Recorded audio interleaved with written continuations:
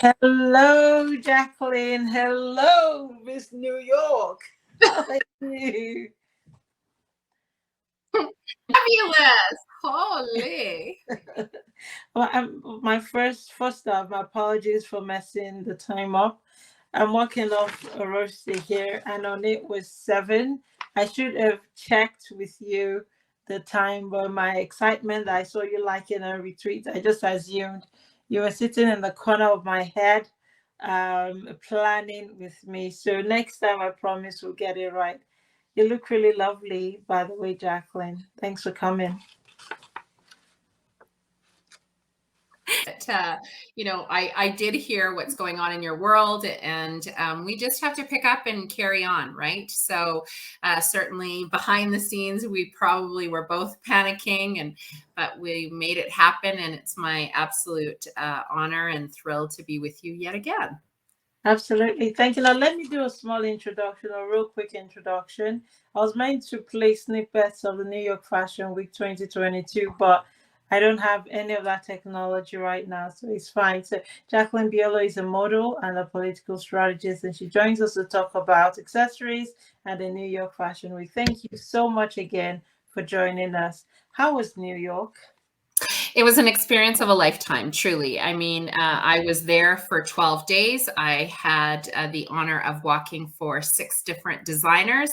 And really, my purpose was to enhance my brand as well as bring awareness to not only mature women or individuals in the fashion industry. Uh, we teach, but as well to the curvy population or full figured individuals. So I think that, not only myself, but a couple of the other models that were there to champion that initiative in particular did absolutely that. And it was a great honor on behalf of Canada in particular to be there and partake in all of the festivities. Was it your first time on the New York fashion show week? Yeah, so I certainly have a variety of different runways, and most of them have some kind of theme to them, right? It could be just the difference between lingerie or loungewear, sportswear, evening wear, what have you. But yes, so for New York, I came, I saw, I participated, and I will live to tell the tale, that's for sure. You go, girl. Do you know how privileged I am? We're just in Edmonton here, and I'm talking to someone who actually participated in a New York Fashion Week, and I'm feeling I'm a New Yorker too. If Jacqueline Biollo is there, me too. I am there by proxy. How did you get involved with this show? Yeah, so it was an application process. I knew for many, many months before I actually went that I had been selected by the Curvy Revolution. That's who sort of did the outreach initially. But, with my own experience, either as an actor, I took the opportunity to sort of do some outreach and made my time in New York to be of value and benefit to so many different aspects of my personal and professional career. So, Mhm. No doubt. So, what sort of doors has the New York Fashion Week opened for you? well, again, so modeling is really I don't want to say a side gig for me. I take it very seriously. I think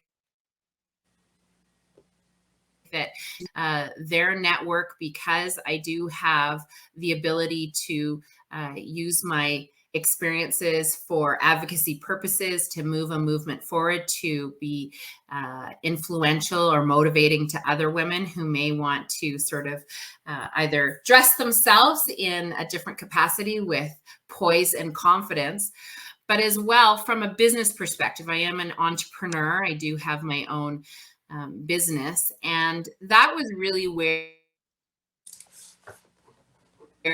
these came about. So to uh, see what networks could be built between even our borders, Canada versus the United States. That was mostly where the focus was. There certainly were international designers as well, but you only have so much time to make so many connections. So. Okay. Now, you represented 6 brands, you just said. What are some of these brands and what do they mean to you? Yeah, again, so these are up and coming designed on something specific. So whether it was just lingerie for full-figured women, there certainly was a professional line that I walked for. And they all are looking to have alignment with models or their market that buy into the understanding that all bodies are beautiful. And then they're talking about sort of whether it's ethical that they're using, or if there is a particular philosophy of fashion that they are championing. So really, as a model, we are only the hanger, I suppose, for the clothes. It really is all about the clothes, but I hope that I did all of the designers justice, and certainly for me was an opportunity to come back and talk a little bit more about my experience. Absolutely. Now, why is it important to you to give plus size women a voice in 2022? Yeah, well, I think that it starts with loving your body first. So love the skin that you're in. I mean, even for myself, there are days where I get up and maybe I'm not feeling as comfortable or confident in the skin that I'm in. But what sort of happens with clothing or even makeup or hairstyles or accessories, it's all a part of embracing who you are and that opportunity to be either authentic or that maybe you don't know how to articulate without the aid of extra accoutrements. So for me, at the end of the day, it's really why and how I do this is because I want people to look at me. I'm 51 years old. And, if I can sort of go after my new dreams or continue to pursue and excel them, then maybe others will feel inspired to do the same. But as well, I think that it's very important that we can continue so that we have designers out there that understand that full-figured or curvy women in particular, I mean, men certainly likely have similar challenges about finding the proper fit for themselves or feeling confident in what they're wearing.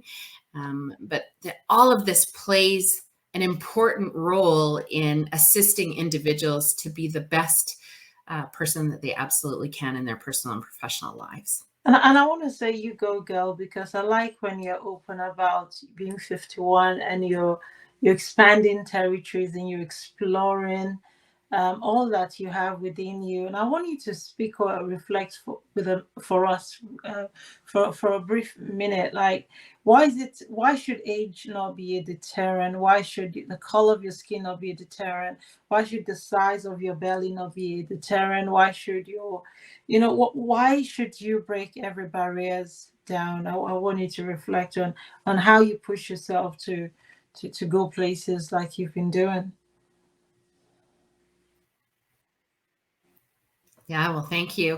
And I just really think that every day is a new day. And so, whether within your own sort of life structure, you're challenging yourselves to be better or to learn something new or to positively influence something, I do realize that it's tough to pick yourself up after you've fallen, perhaps, or maybe the world seems to not understand are. But there isn't an age that becomes a deterrent. It really is your mindset. So maybe there does need to be somebody that others can look to as a source of motivation. But at the end of the day, it really is yourself that needs to sort of pick yourself up if you've fallen, or to identify those goals and aspirations and figure out how to go. There is an element of confidence too. I mean, if you need help or if you don't know where to start, then perhaps putting out that outreach and leaning on other people to assist you is just as important as knowing how to do it yourself. One reason why I particularly like talking to you is you're filled with wisdom, and that comes when you probably hit 50. Like, it's the mindset, is not the age, it's not the flabby tummy, it's not the big buttocks, it's the mindset. I love you so much. Now clothes are obviously more than colors, and you would know this because your Instagram page, your digital blueprint is filled with colors, style, pose, finesse. Is there a deeper meaning or philosophy behind fashion, especially those who do not care, those who mix and match it? You see, you represent yourself so very well with colors, and they say a lot. Yeah, well, thank you. And yes, colors do play into. I know from my own personal experiences, of course, we can all hide behind the blacks, or we think that even if we were to just talk about body image, we think that the black is the most slimming. But what happens when you open your opportunities up to some color or some variety is that there's a new joie de vivre that happens. Or I think that sometimes you're so pleasantly surprised by the little changes that happen, that maybe that's all you need, maybe that confidence to take that step in a new direction, or in a riskier and bolder mannerism to chase after your dreams. So yeah, I am a strong, obviously, advocate of a little bit of color. As are you. I know that. Well, there's just one color that is rocking me right now. It's still purple. When I'm done with purple, I'll let the world know. Now, for those who do not care about the world of fashion, you probably wine and dine with the most, with really elitist finesse people. Why should the rest of us care about makeup, fashion, about the industry generally? Why should we put our thoughts in the fashion industry? Well, I think I do want to just take a step back and say it's okay if that isn't your thing. Right. Right? If you are comfortable and confident in your own skin, and if you wake up and you're just a watercolor moisturizer kind of girl, then that's okay. I think that really all I'm saying is be open to exploring what other regimes might do for you. A little bit of blush, maybe on a day where you're feeling a little sluggish, might just give you that sort of pep in your step, right? Or maybe even the perception of other people. Now, we shouldn't be relying on that, or we shouldn't care necessarily what other people think. But there are expectations. If you're the CEO of a company, for example, when you walk into a boardroom, unfortunately, people are already looking at you and sort of forming their own ideas of who you are and what you have to offer. So there is some validity in looking the part. I want you real quick. Makeup and dress and deportment comes into that. I agree with you. The way you dress matters. Even the Queen Elizabeth, before she died, she was known for bright colors, and it didn't matter that she was 96 or colors. I hear what you're saying, and then of course accessory. And I'm holding our latest edition here. You wrote a beautiful article about accessories and how to accessorize. We've got 30 seconds, Jacqueline. I screwed up and I messed your time. I am so sorry. We will get you back here to talk more, get wisdom from you. But right now, what is it about accessories that sexualizes us, or that brings us back to life? Well, what I'm so you cut out a little bit. I know technology is never always our friend, but really quickly. So, accessories, I just think complement, I mean, they should enhance who you are.